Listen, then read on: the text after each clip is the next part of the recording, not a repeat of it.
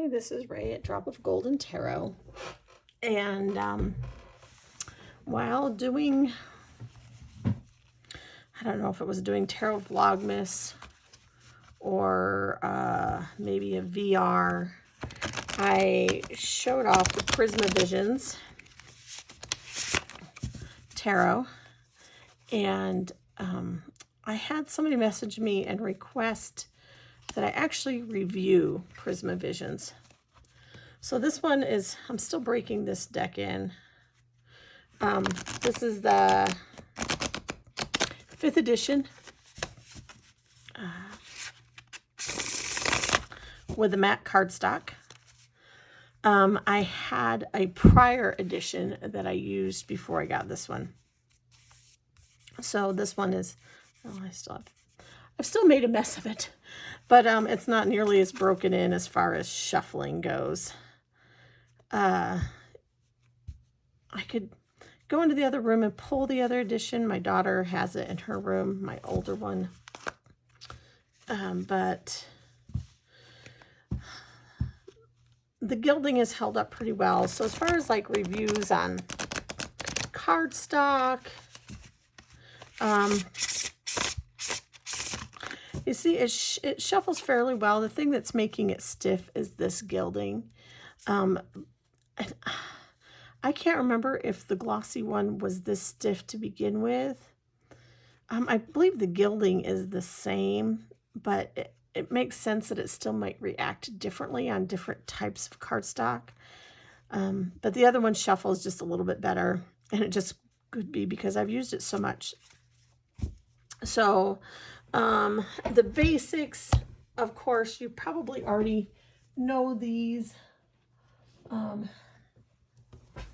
Comes in a clamshell box. If you are buying a Prisma Visions and it is not in a clamshell box, it is a counterfeit deck. Comes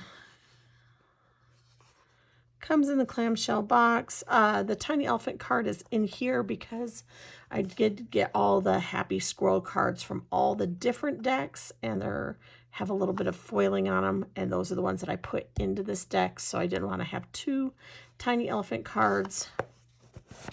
The deck does come with a little booklet, which is more than enough than you need to get you started. You can buy the big book.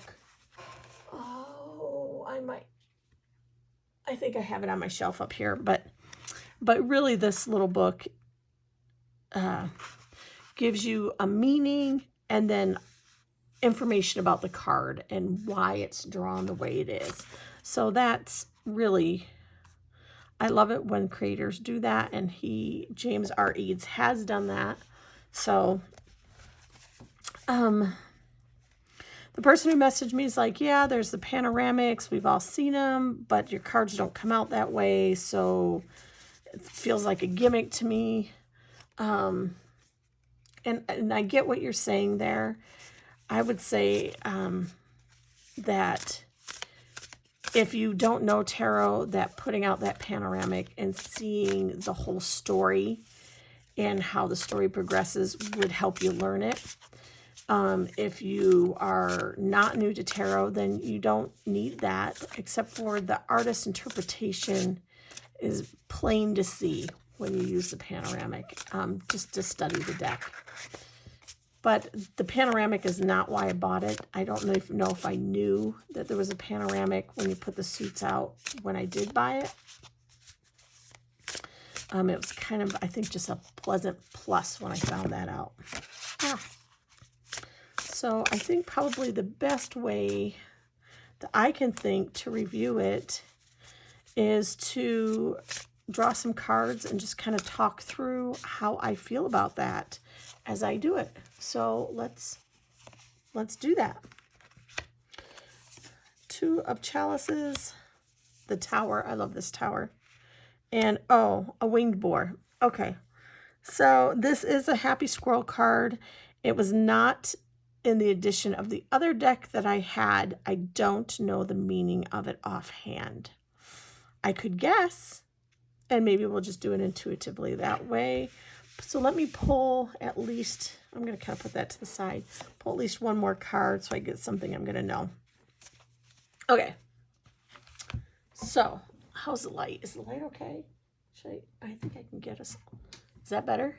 Better light. More light is always better, correct?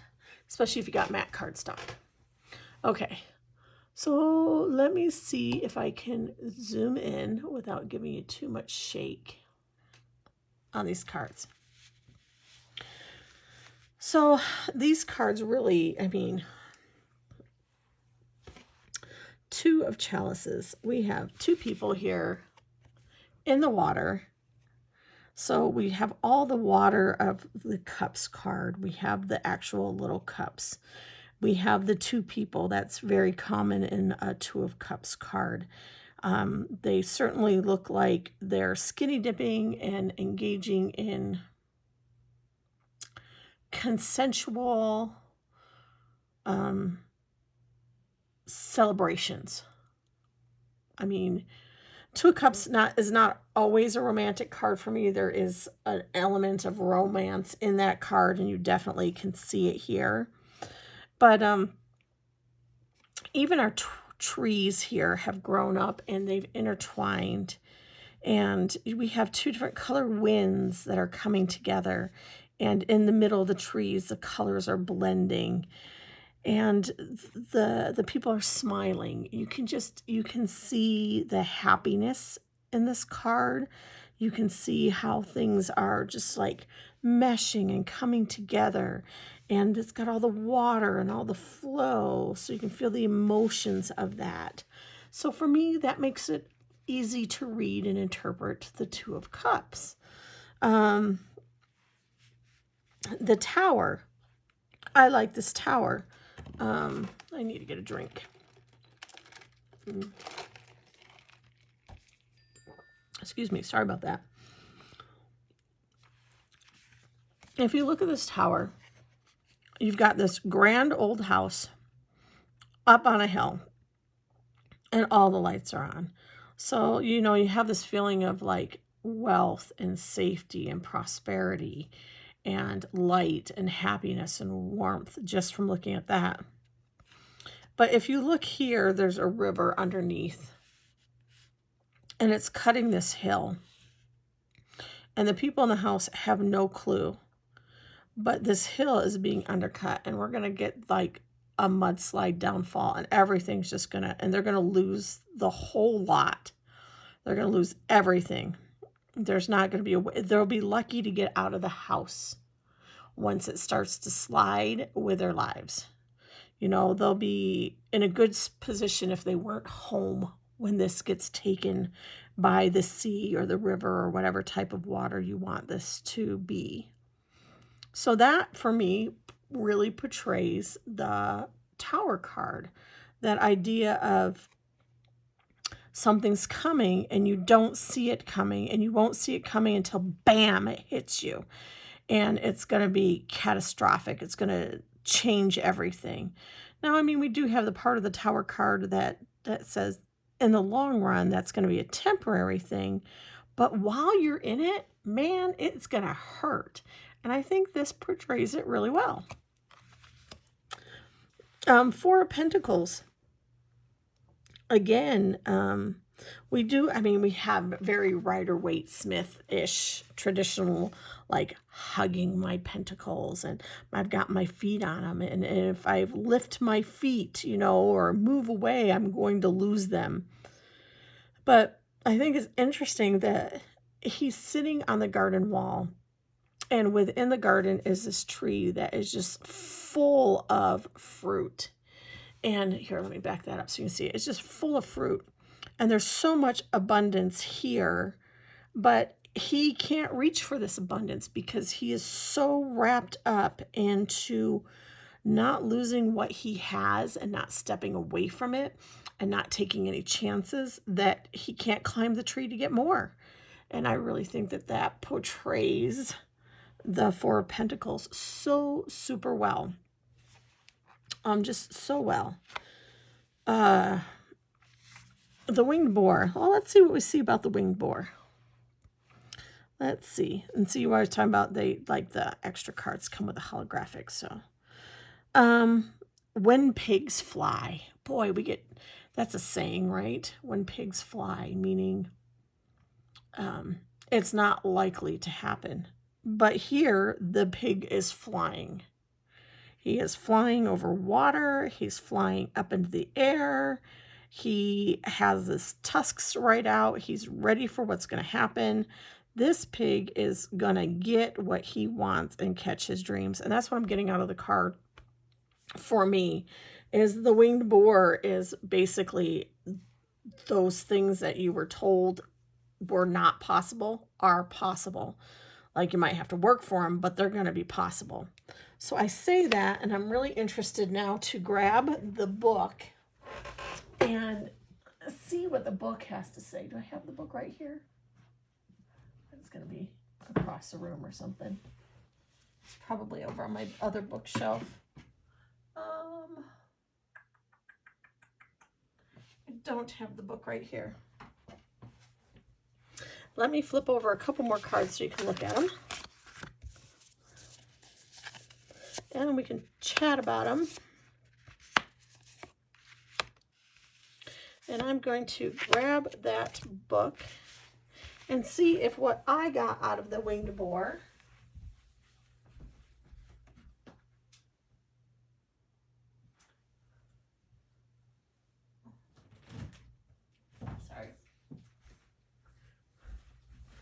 was what I was meant to get out of the winged boar. Okay. So this is the big book. That's the Cosmovision side. Here's the Prismavision side. Oh, look, here's, I have it on the Tower card. And how different is this, I wonder, then? Like, how much more? Let's look. House, it sits on the cliff. Tumble, so this is here in the book. This is here in the book. Oh, you can't see what I'm doing. Okay. So in this big book, the first paragraph is in the little book. Second paragraph is in the little book. We don't have like the key words in the book. And we don't have a reversed meaning in the little white book. So I guess the big book has added those reversed meanings. Take that for what you will. If you are a big reversed meanings person and like them. So here's all the extra cards. Strawberry Gift, Illumination, Winged Boar. Uncommon Beauty, Placidity, and Impossibility. When this card appears, reconsider the impossible. Return to those wild fantasies your brain made you rule out. A hope, a plan, however translucent, is beginning to take form. Don't make any sudden movements, but keep your eyes fixed on the shimmering boar winging its way just beyond your reach. So, yeah. So, exactly what I was talking about. So, that's why I love this deck, as I look at it and I'm like, oh. And then I read the book and I'm like, oh, yeah, we're thinking the same things. So, let's look at a few more cards. 5 of Wands. You can see them. They're all like, so we have the pose of them fighting, but they're all on their knees. So how seriously are they fighting? You know, 5 of Wands is like those small skirmishes that are going to come and go, and they're not like lethal things. They're not like the hill to die on like we are like further on in the Wands. And you can kind of see that. They're all like, it almost looks like an intricate dance or like a practice, like practice swords or something like that.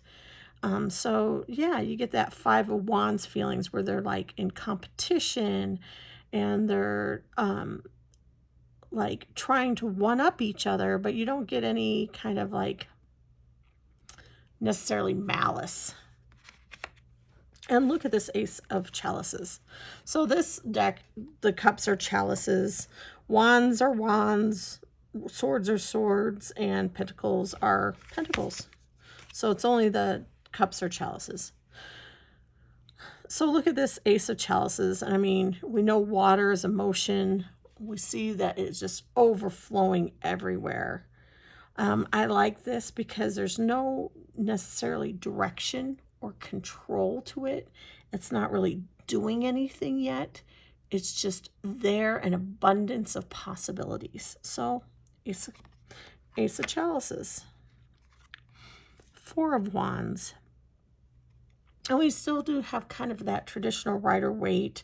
We've got the Four Wands, and we've got the flowers to make a canopy.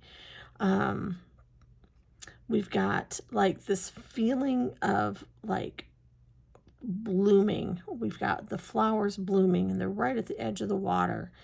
And so we feel like we're right in the middle of a summertime of our lives, a time of happiness and prosperity. It's almost like the people just haven't even quite arrived yet.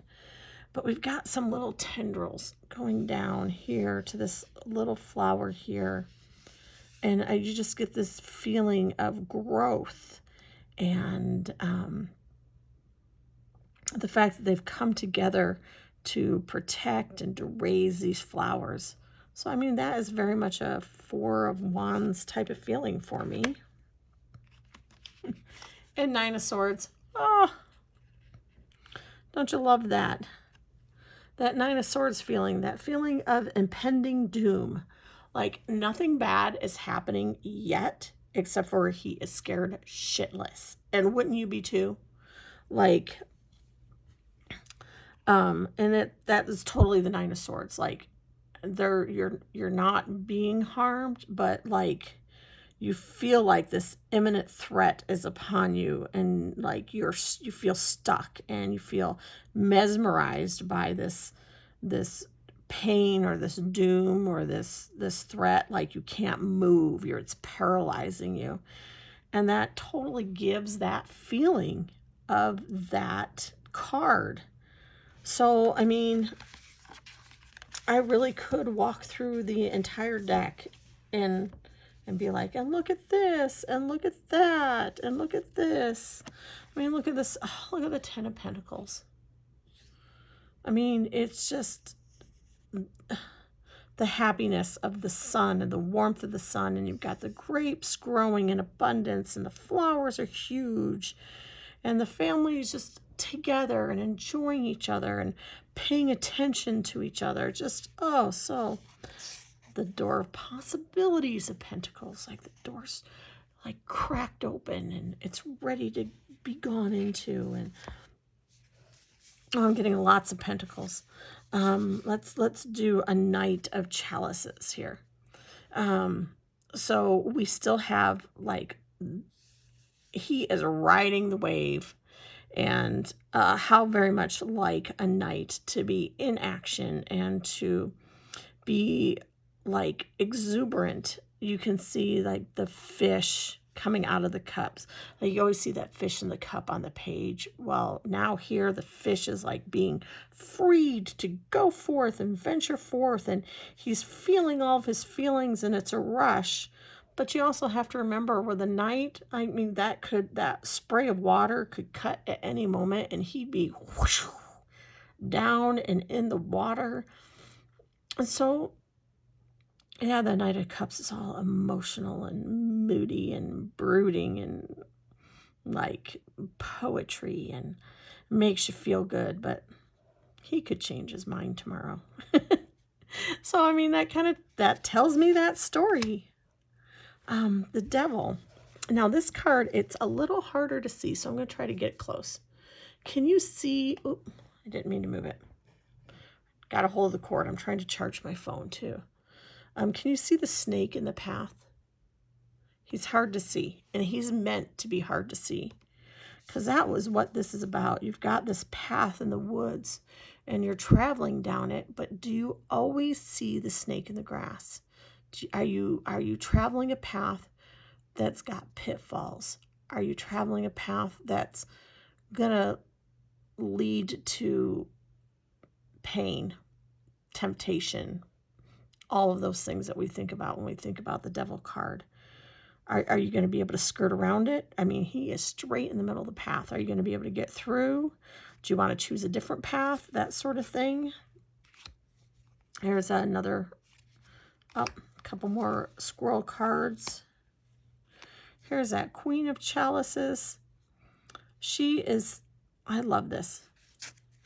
So the fish are diving back into the water from her, like she's giving them birth, and they're going back to the like ocean where they can like live and thrive.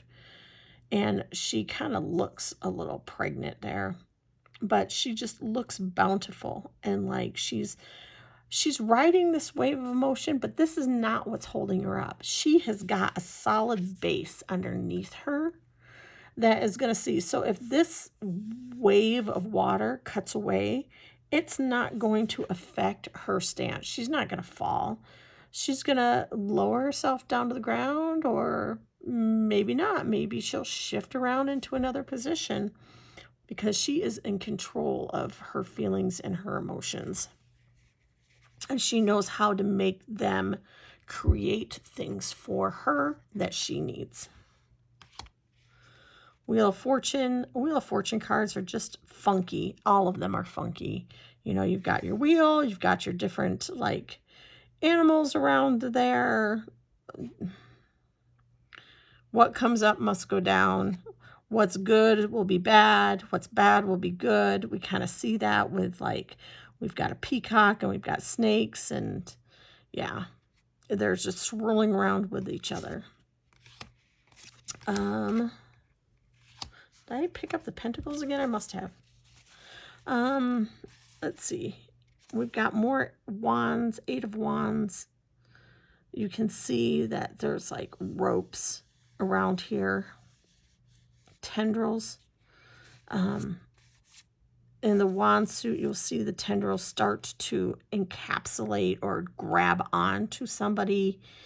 The vine can tie you up, and the work that goes into it, in like the 10, I think it shows in the 10, the fact that you're like tied up in these vines that like start increasing as these wands start growing more and more. But here you can just see the magic of the possibilities of all this energy, and it's just flowing up and around these wands. You can feel the movement of it. And you know, you usually see the 8 wands flowing through the air with energy and direction. Here, it's the growth is the direction. You're seeing it grow up the wand. Your 4 of Swords, your period of rest. Totally see it.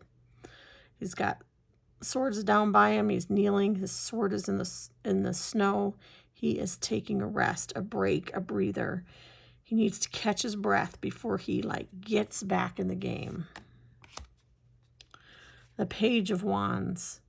You can see he's like all tied up into this idea and this power, and he's just so connected to it that it's just ruling whatever he's doing. So all of his life is about this creative force right now. The Knight of Swords. And man, he is trying to stab him in the beak, trying to kill him off. And boy, you know, I mean, the Knight of Swords is a action card. It's a card that faces things head on and goes right for it, but impulsively so sometimes. Like you can see the impulsiveness here. Like, was this a smart move? Maybe, maybe not. So that you get that that Knight of Swords kind of a flavor. The Ten of Swords, ouch. I mean, still very Ten of Swordish. I hope I'm like holding these in a way that you guys can see them. So, I mean, just 10 of Chalices. Okay. So here we have a 10 of Chalices that is not the rainbow of cups in the sky. This is the people just surrounded by all of this emotion and all of this positivity and just basking in each other's attentions and affections and enjoying the moment. I mean, Two of Swords, very traditional. The Emperor, we have our ram and our scepter. So very traditional of an Emperor card. Let's find some more majors and talk about, I mean, the Fool. We have the Pelican out in the middle of the water. He looks like he's safe, but he could be unsafe at any moment. Maybe there's a storm brewing. I mean, it's just so, let's find more of, oh, here we go, the World. We have all of our different cards in there. Let me find more majors.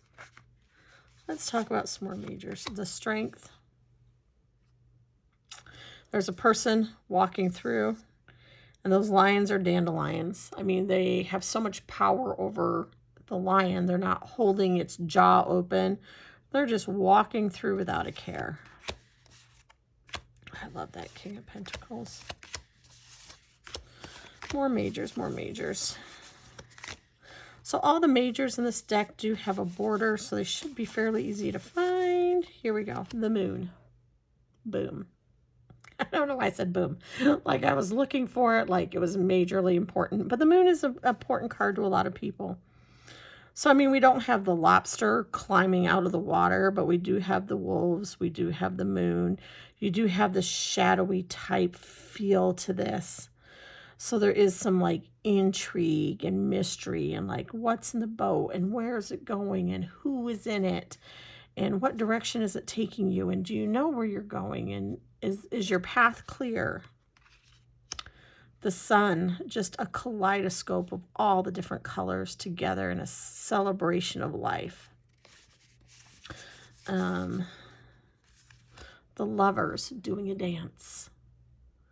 And you have several couples of lovers in this card. There's a couple here, and a couple there. And they're all dancing a dance. If you look close, you will notice that it looks like two of the couples are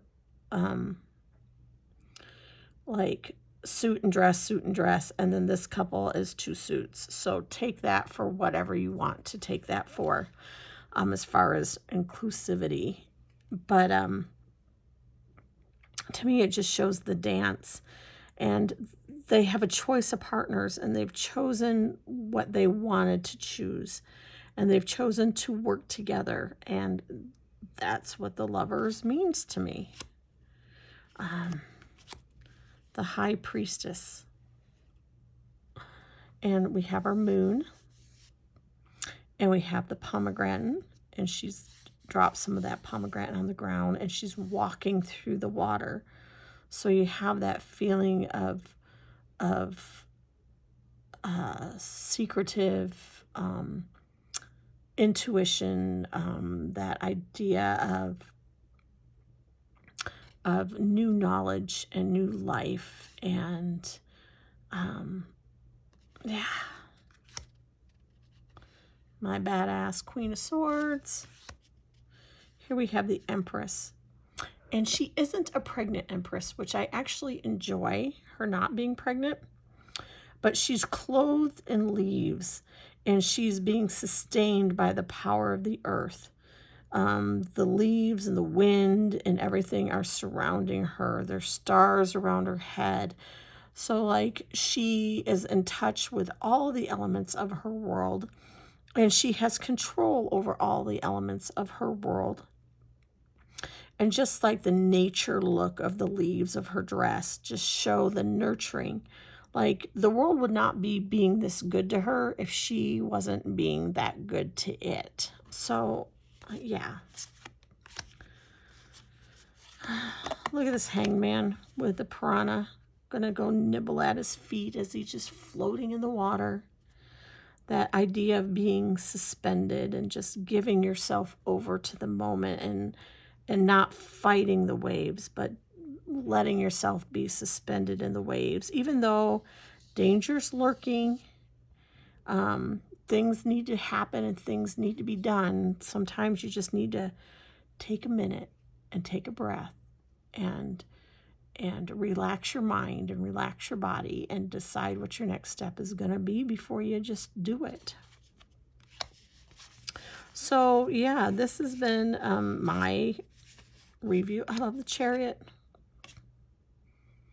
I mean, the traditional chariot of two different horses trying to go in two different directions, and you've got to pull them together to get them moving in the right direction so you can move forward. Well, here you've got rain on the road, and you've got to move forward to where you need to go. You've got the headlights, but it may not be an easy path. You might have to be, rather than wrangling horses, you're having to see through the water on the windshield, and you might be hydroplaning. So drive yourself carefully and know where your destination's going to be, because it may take you a minute to get there. So, I mean, yeah, I feel like these cards tell their story, that even if you didn't know tarot really well, that if you spent time telling the story of the card, that you would get to the meaning without a lot of problems. So that is my review of Prisma Vision. I don't know how long this video is now, but this is one of my favorite decks. It is a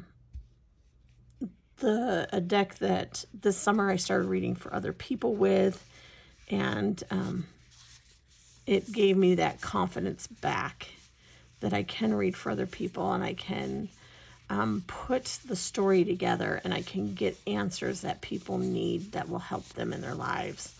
So when I was doing readings this summer, I offered, every time I read, I offered 3 different decks and let people choose. And a great portion of the time, people chose this deck. And it worked wonderfully. We got great answers. So I don't know what more to say about it, other than if the art style speaks to you and you've got good enough eyes to see what's going on in the pictures. I can see that as being a downside for somebody whose vision is not great. As I've gotten older, I now need to use my little readers and put them on when I'm reading this deck so I can see all the details. Well, not that I need to. I know the cards well enough, but I do, because then I can read it more intuitively. I can tell the picture or the story better by pointing out the details and talking about what they mean in relation to somebody's question. So, yeah. Cardstock is great. Gilding is great. Love the clamshell box. I don't keep it in the box. I did buy the suede pouch. I do keep it in the pouch. The pouch fits the deck and the guidebook, but it won't fit it with it in the box. So I keep it in the pouch. The deck just kind of stays on my bookshelf, or the box stays on my bookshelf. I have several decks that I don't keep in their boxes, and the box just sits on the bookshelf. And so this is one of them.